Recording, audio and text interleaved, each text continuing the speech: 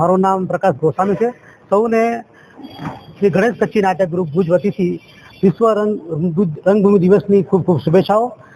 આજે world theatre day 27મી માર્ચના દરેક કલાકારો ભગવાન નટરાજનું પૂજન કરતા હોય છે। એવી રીતના આ પરંપરાને અમે લોકો પણ શ્રી ગણેશ કચ્છી નાટ્ય ગ્રુપ છેલ્લા 4 વર્ષથી જાળવતું આવ્યું છે।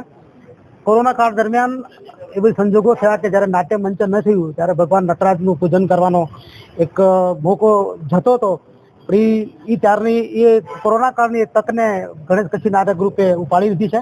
ત્યારથી અવિરત અમે લોકો વર્લ્ડ થિયેટર ડેના દિવસે ભગવાન નટરાજને કોઈ પણ કૃતિ નાટ્ય હોય મંચનના કોઈ પણ મંચનથી અમે લોકો હંમેશા એને અંજલિ આપતા હોય છે। એ ભાગરૂપે આજે નટરાંજલિ 2026નું પણ આયોજન કરવામાં આવ્યું છે અને નાટ્યપ્રેમી ભુજની તમામ જનતાઓ ને આજે નિઃશુલ્ક પ્રવેશ હોય છે।